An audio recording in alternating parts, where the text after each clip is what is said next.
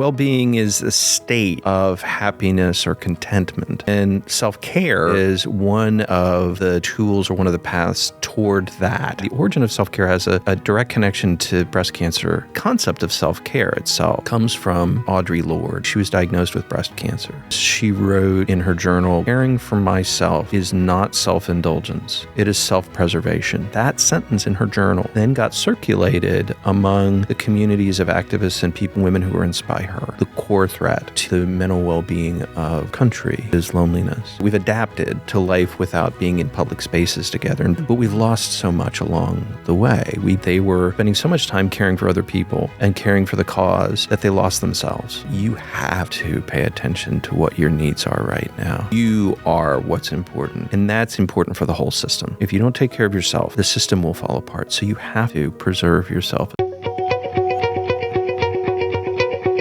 Let's talk about your breast. A different kind of podcast presented to you by The Rose, a breast center of excellence and a Texas treasure. You're going to hear frank discussions about tough topics, and you're going to learn why knowing about your breast could save your life.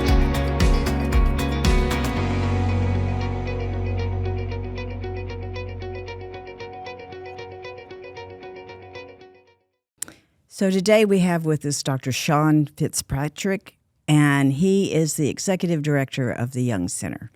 So, Sean, you know, you're a accomplished photographer, you're an author, you're the executive of the Jung Center. But, you know, when I think about you, I think most often about you being the champion for people who are facing tough times. Oh, thank you. Yeah. And even though you've had an affiliation with the Rose for quite a while through Melanie, and she was our favorite person to find interns for us when she was with the University of Houston. She ran the Nonprofit Leadership Alliance. Right. Oh, that was such a fun time. But what I appreciated about you most was during COVID.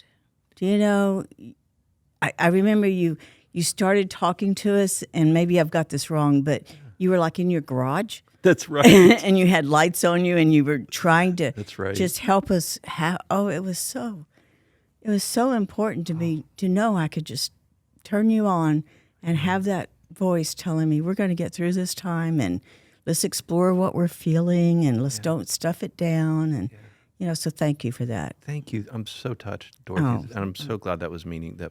Oh, it was, and continues to be with your other talks. In fact, you did one not too long ago, I think, where you were going through what it takes for us to get through times, about being present and, you know, really paying attention, having people around us. Yeah.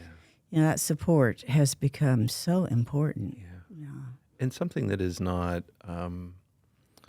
you know, when we, it's something that's become, in a sense, more difficult to access.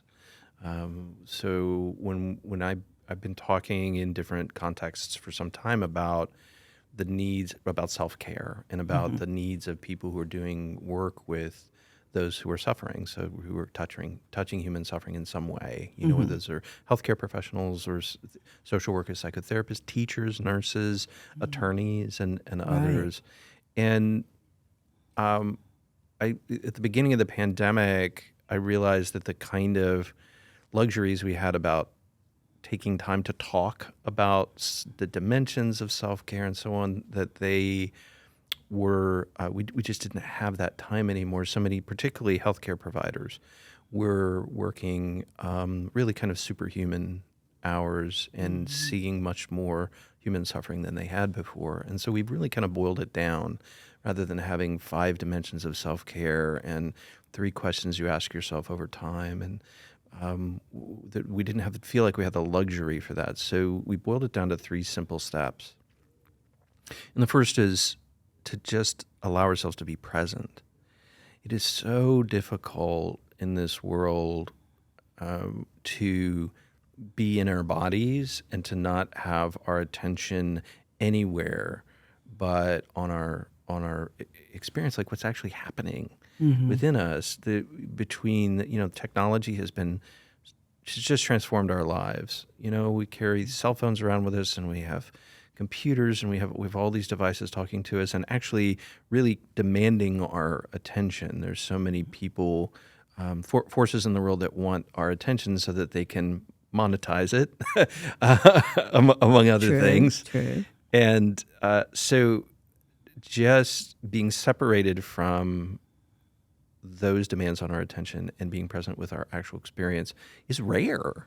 I Right. find. Now, take us through how we get in touch with our bodies. Yeah. I think that infants, newborns, right, children have this instinctively, and over time we lose it. For us, it is a matter of, if we can do this anywhere.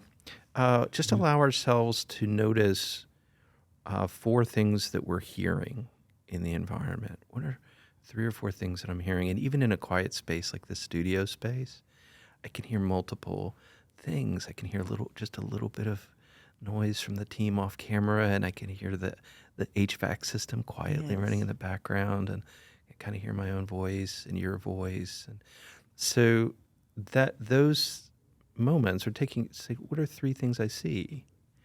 They bring us to this moment and out of our inboxes and the things we're imagining that are going to happen, or maybe the things we were doom scrolling on our our phone. Right. So it's not complicated. It's simple. It doesn't mean it's easy, but beginning with that, then we can begin to pay attention to what is actually happening in our bodies. So if the first step is to get present, the second step is really so that we can feel what we're feeling. And one way, you may be used to us talking about emotion, right? So, and kind of sort of comparing thought to emotion, or saying they're 2 different ways they're 2 different things. They're actually, Jonathan Haidt, who is a great psychologist who's up at, I think he's at NYU currently, talks about emotion and thinking as just 2 different kinds of cognition. So emotion is non-rational cognition, and thought is rational cognition. Well, so it's all valuable for us in navigating the world. But emotion is the label that we put on physical experiences that we have. So for instance, like I've spent my life struggling with anxiety and living with anxiety and learning from anxiety. And I don't feel anxiety. What I feel is my gut going, what I feel is sweat, or during the pandemic, I got a new manifestation of it, which is that my chest started to feel really tight. Because, of course, I was constantly checking to see, has the virus taken hold, Right. And so when we take that, when we have the space in our life, space in our schedule, maybe even physical space, to just bring our attention to what's happening in our bodies, it brings us out of the anxious states and into our natural systems that help us regulate our experience. If we can begin to just feel what we're feeling, notice those sensations, like of the way that my feet feel on the floor right now. They're in my shoes, and the shoes are on the carpet, and the carpet, we're sitting on the first floor, and so the carpet is likely on some subflooring, and then the concrete, and then the earth, and I can feel the chair beneath, on the back of my thighs and my lower back, and then I can also start to pay attention to my breath and what my breath is doing. So we have natural systems that help us respond to change and threat in the environment. We call that our sympathetic nervous system. And so when that kicks on, our breathing becomes shallower, and our eyes dilate a little bit so we can let in more light. Our digestive system kind of shuts down, and our heart rate goes up, our blood pressure can go up. Those are all up below the level of our awareness and largely below the level of our control. Those things kick on as a way of helping us respond to crises. When we're paying attention to that, I think a lot of us, certainly I do, live in a state of perpetual like heightened arousal, particularly if you've struggled with anxiety a lot. Right. Like you're waiting for the next thing to go wrong or the next thing you have to anticipate. But if I can do the simple act of just paying attention to what's happening in my body and notice, am I breathing shallowly or am I breathing from my belly? That moment when I notice that I'm breathing shallowly and can actually have I have a little bit of control there, right? I can start to allow myself to breathe more deeply into my belly. Something really remarkable happens when I do that, which is that it activates what's called the parasympathetic nervous system. And that's allows us to come out of that state of heightened arousal and back into a state of equanimity and normal functioning, which for me means the end of my guts going, Right, you know, right. and the tightness and so on and so forth. So just allowing ourselves to feel what we're feeling then makes it possible for us to maybe change our experience. Again, very simply through noticing how we're breathing and starting to change that. It's almost too simple. Yeah, well, and again, simple is not easy. No, that's true. Right. That's true. And I think there are a lot of forces that keep us in heightened states of arousal. Like we experience threats around us all the time. Naturally, they may not be real in the way that others watching it would say, "Oh, that's a tiger, clearly, Right. clearly marching towards you," right?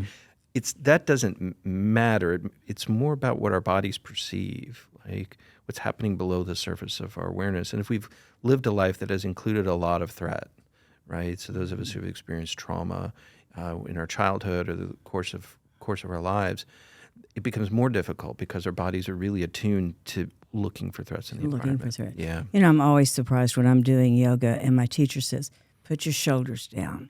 Yeah. Because I go around like this all the time. Right, I mean, and that's what she was trying to explain to me. You've got to relax a little bit into this or you're not going to get the benefits of it.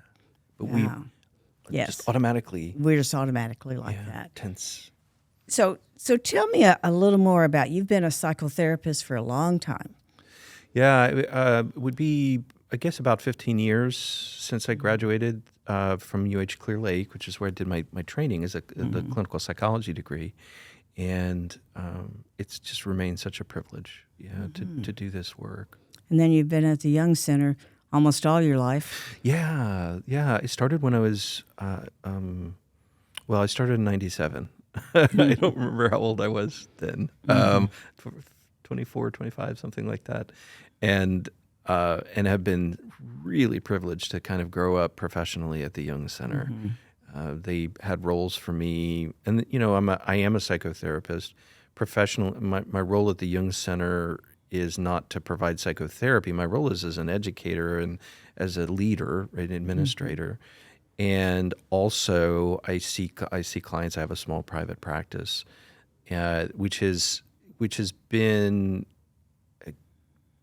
a privilege and also really important, I think, for my experience of meaning and for my well-being in the world, because I get to do the work that well, which involves spreadsheets and talking and being a public face for the organization, talking to people, and but then I also get to have conversations of profound immediacy and intimacy with people about what really matters in our lives, and that is, it just fills my cup. So this season, your spring session, is that what you call it? A semester. Yeah, semester. And the whole focus, as I was reading the brochure, was towards well-being. Yeah. And as I went down each of the topics, I went, what does that have to do with well-being? Oh, well, that makes sense. Yeah. So tell us what, in your mind, is well-being. So the very first thing I'm going to tell you is that you need to interrupt me at any point because I'll talk at length. I'll get on my soapbox and go. No. we will stop you, but I just heard some things. As much as I think I know all this stuff, that I really hadn't paid attention to. Yeah. So yeah. Well, so there are probably as many definitions of well-being as there are people, but I'll start with the definition that the American Psychological Association uses, and I'm paraphrasing, but what they say is that well-being is a state of happiness or contentment, and it's one that involves not experiencing low levels of distress and high levels of psychological and mental functioning, and having generally a good outlook on life. So if well-being is, I think, aspirational, like it's an experience that we want to have or a state that we want to be in, then self-care is one of the tools or one of the paths toward that, toward that experience of well-being.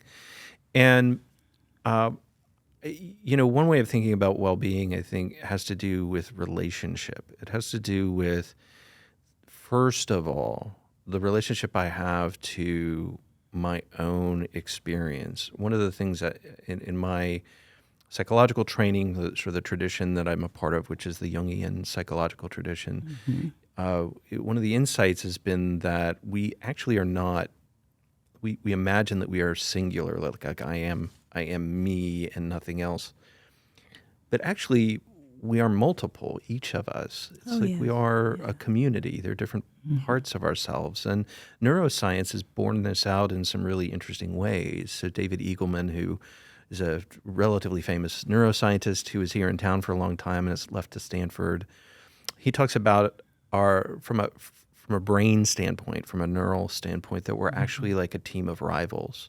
Or an inner parliament. Like there's so many different voices within us, and they're jostling all the time to get control of the wheel, or the mic, my how mouth, interesting. Yeah. and they build coalitions, if we're thinking about well-being as a series of relationships, the first one is noticing noticing the community within myself, and having a relationship to those different parts of myself. And some of those parts may be I don't want to have a relationship with, right? And that's the tough work. There may be things that are, other people have told us are wrong, right? Or they may be impulses or desires we have that we're ashamed of. But all of the parts matter. They may not all be able to be expressed in the ways they want to be expressed, but all the parts matter because they're here to help us navigate through the world in a whole way and in a way that's connected to meaning. The second relationship then is the relationship that we end up experiencing to others in our communities, right? Those kinds of relationships. Crucially, I think that's been the most impacted during the pandemic, right? So our ability to connect with other people is essential for our well-being, right? And at a time when we most needed support, we most needed the stability and care of others, we were cut off from it. So what were some of the fallout from that? Do you think we're still in it? Oh yeah, loneliness and isolation are their own pandemic, and the Surgeon General has done a wonderful job recently of spotlighting that. So this is the core threat to the mental well-being of our country is loneliness. And it really was exacerbated by the pandemic, both from the initial effects of the isolation that we imposed on ourselves to protect ourselves, but then from the patterns that emerged from that. Right. So we got out of the habit. Well, you can see it in some really material ways. Right. So I love the movies, and the movie industry has been on the verge of falling apart over the course of the last 3 or 4 years because people don't go to theaters anymore. So and that's, I think, a symbol of the communal, the way it's affected our community across the board. We've gotten out of the habit. We've adapted to life without being in public spaces together and breathing the same air, which was so threatening for so long. But we've lost so much along the way. We believe that we can get some of those needs met in their fullness using Zoom, right, or using technology. And I am a huge fan of what these video technologies have allowed us to do, how they've allowed us to maintain connection Right. and grow connection, but it's also cut out a huge part of what it means to be a human being in relationship. So are we going to have a whole new field of psychology that has to do with living with Zoom for the rest of our life? I mean, Right. I can't tell you how many people have said, I go from one meeting to the other. I used to have 15 minutes between so I could even go to the restroom. Yes. Or we used to have a travel time Yeah. that Right. at least broke some of that constant Yeah. being in a meeting type thing. Right. So it's interesting that you talk about the travel time. So to be here today, you drove a half an hour from our offices down in the museum district, and I love that time in a way that I didn't appreciate before the pandemic. You know, our word commute in its Latin roots means to change with. It's really about transforming. And in the most practical way, like when I leave my office, I'm a pretty introverted person. So spending my day in relationship with people and also sometimes in big groups with people, and as a therapist in maybe some real intensity with people. Like at the end of the day, my energy is, my tank is empty. I understand that. and that time when I am not the director of the Jung Center or a therapist, and I'm not yet a dad and a husband, that time in the car ends up being really precious, you know? And we have lost that, right? That commuting time, that time to transform Right. from one social way of being to another social way of being, and to be in myself is, you know, something that we have lost a lot of because you're right. I can just go from one meeting to the next the meeting. next. I have a client pop up on the screen after that, right? Yeah. But, you know, something you just mentioned, I never thought about it, even that going from being the CEO Yeah. to being the wife or the husband, you know, if you walk through a door and that's the only time you have that chance to move from that, you don't move. That's right. Yeah. You know, Yes. Patrick always talks about you have that CEO voice. And then I go, what does that mean? And he says it's an entirely different level. And I realize what you're saying is because we don't transition from one to the other at Yeah. all. Wow, I had not thought of that. These small things that are simple and that really do change how we experience the world. When during the pandemic, I had the privilege of working with a lot of public health workers. So I worked closely with the leadership of the Harris County Public Health Department, and you could really see the cumulative effect of being in those roles that were acutely heightened over time on the public health workers' well-being, because it was them against the enormity of the virus, and in a system that had been wildly and systematically defunded for decades. Yes. Right prior to that there was nothing left but them. Nothing left but them between us and much more mass loss than we had. But it was hard for them to then get out of the roles and that state of heightened arousal and attention that comes with it. Right. Right. And for some of them, I think it's still very much a work in progress, leaving that state. So you touched upon loneliness. What do you think is our biggest issue today? Is it learning to communicate again? Is it readjusting to this new world? Is it?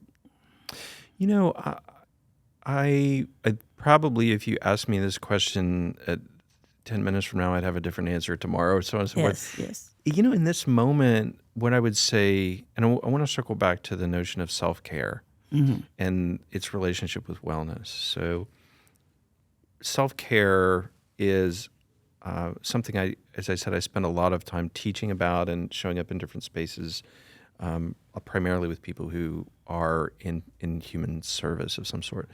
And self-care is fascinating. It has a connection. The origin of self-care has a direct connection to breast cancer and the lived experience of breast cancer. So it's a very new idea, not an experience. Of course, throughout human history, people have taken intentional steps to attend to their needs, right? That's not new. That's part of being human. But the concept of self-care itself comes from an extraordinary leader. She's not with us anymore. She died in the 90s. She was an extraordinary poet and teacher and activist, really an organizer on behalf of Black women. Her name was Audre Lorde. And so Audre Lorde was, in the 1980s, she was diagnosed with breast cancer. And as I say, she was a really influential writer, so not just her poetry, but also her essays. And she was working, she was faced with this decision, early 80s. She was a Black woman, single mother, uninsured, trying to make the difficult decision of whether she was going to just live out what life she had left, serving her values, which really was serving the needs of Black women and the consciousness raising work that she was doing, helping with women's groups that were forming in the 1970s and the 1980s. Whether she was going to live her life out according to serving those values, or if she was going to take the step back to seek treatment. And this is, again, in the early 1980s, and a difficult treatment path. Yes, absolutely. And as she was struggling with this, she wrote in her journal, "Caring for myself is not self-indulgence. It is self-preservation. And that is an act of political warfare." Because she understood for herself, as a Black woman, that keeping her voice in the world, keeping her body in the world and her psyche in the world, her soul in the world, didn't just affect her children or her partner. It affected all of those people on whose behalf she was speaking and working. And so in order for those values that she had to continue to be served, for those people on whose behalf she was working to continue to be helped and to grow in strength and power, she needed to stay in the world. And so it was essential for her to pay attention to what her needs were. And I can and do, that's why I told you, stop me, because I'll talk for an hour about that sentence. What happened linguistically is that sentence in her journal then got circulated among the communities of activists and women who were inspired by her.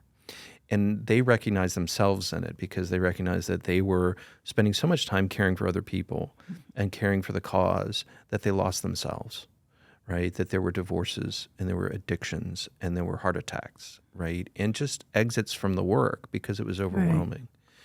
Right. And over time, that passage got shortened to self-care. Interesting. Yeah.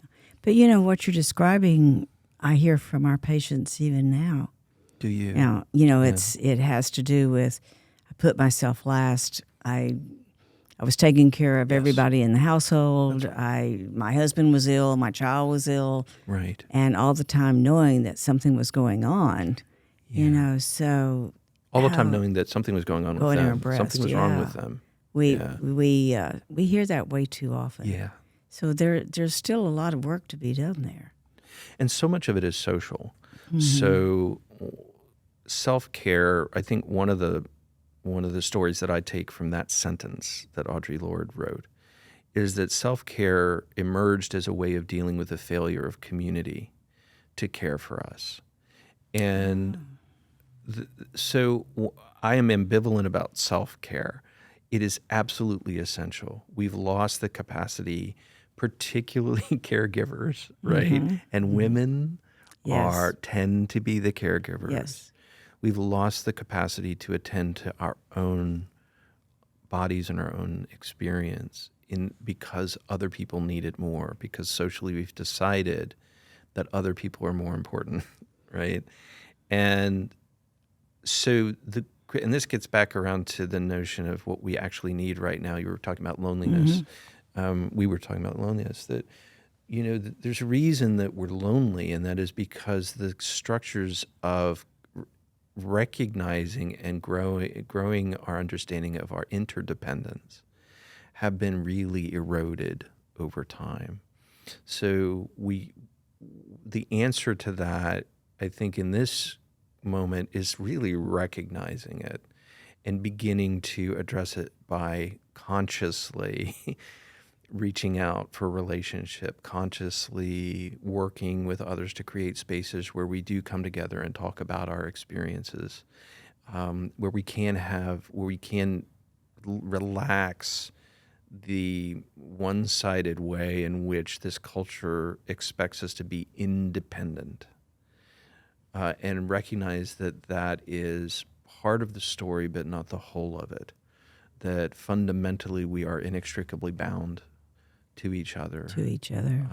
And to your story, the woman with breast cancer who is the caregiver is making it possible for others to experience what they imagine is independence, right?